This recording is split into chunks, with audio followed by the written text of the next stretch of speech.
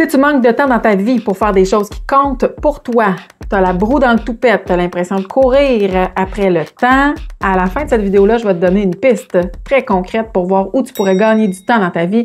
Mais d'abord, je veux commencer par une piste qui va te mettre en voie de réfléchir sur des éléments clés que tu n'as peut-être jamais réfléchi parce que sache d'abord que manquer de temps, c'est un mythe.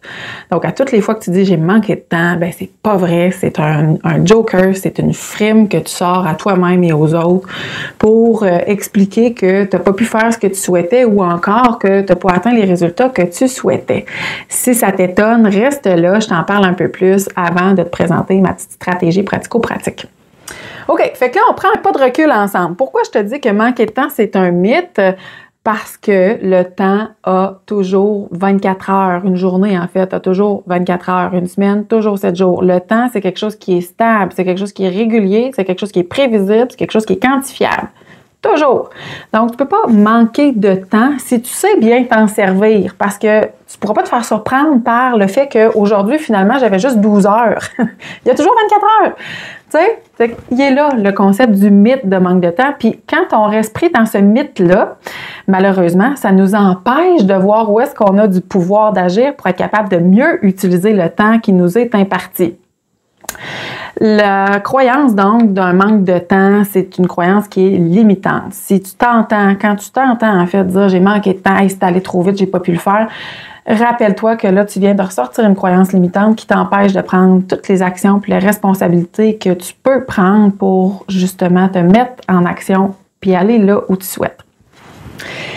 Et là, quand on reste pris ou prise dans ce mythe-là de manquer de temps, hein, puis que ce soit normal en plus, parce que socialement, on normalise le fait qu'on manque de temps, fait que quand on reste pris là-dedans, ça t'empêche de prendre vraiment toutes les responsabilités puis le pouvoir d'agir que tu peux pour être capable de changer le cours des choses. Ça t'empêche de constater que peut-être tu as passé toi aussi 2 heures sur les réseaux sociaux aujourd'hui comme la moyenne des adultes au Québec, puis que tu vas passer ce soir 2 heures sur Netflix comme la moyenne des abonnés Netflix.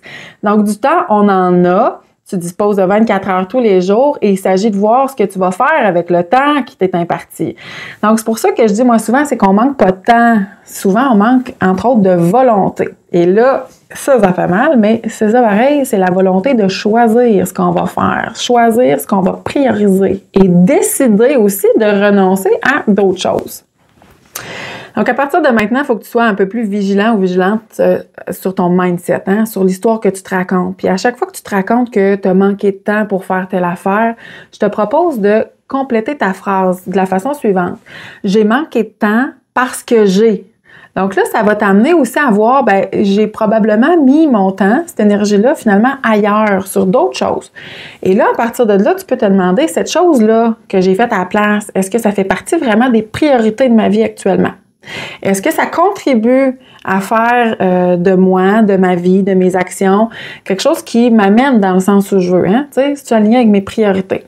Fait que, aussitôt que tu es là-dedans, déjà, tu es en train de te réapproprier ton pouvoir parce que tu te vois aller, tu prends du recul sur cette idée-là que tu as manqué de temps, que si tu ne remets pas en question, va continuer de t'amener dans l'idée de penser que tu n'as pas pu faire autrement, puis que ça peut pas être autrement tant que ta pile de stock sera pas rendue finalement à 0. Mais entre toi puis moi, si tu attends que de plus rien avoir à faire pour entreprendre un projet dans ta vie, hein, que tu attends le bon moment ou le meilleur moment où ça va être plus calme, il y a bien des chances que ça arrive pas parce qu'il va toujours avoir quelque chose. Donc, c'est pour ça qu'il faut que tu te fasses de la place, toi, dans ton horaire, entre autres, en t'enlevant de l'idée le fait que tu manques de temps parce que c'est comme ça puis que c'est acceptable. Non, manquer de temps, pour ce qui compte, c'est inacceptable et tu as un pouvoir d'agir là-dessus. Si tu veux justement être accompagné là-dedans, si tu veux en savoir plus, je t'invite à consulter la description de la vidéo. Tu vas voir, là, il y a un lien vers un groupe ou un groupe Facebook, en fait, là, puis aussi vers d'autres outils là, qui vont pouvoir t'aider dans ce cheminement-là.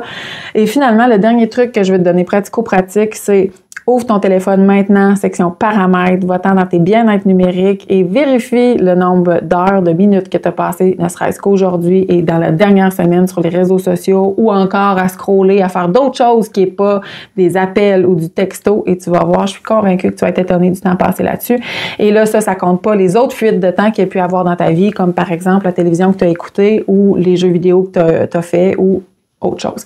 Alors voilà, c'était mon message. Rappelons-nous qu'on a le pouvoir de prendre le temps qu'on veut, où on veut le mettre, selon les priorités qu'on choisit justement de placer dans nos vies, selon les engagements, selon les choix qu'on fait. Et ça, c'est notre responsabilité d'y réfléchir. Et ça prend la volonté justement de prendre ce recul-là, de le faire et de passer à l'action. Sur ce, je te souhaite une belle journée et je te donne rendez-vous jeudi prochain pour une prochaine capsule.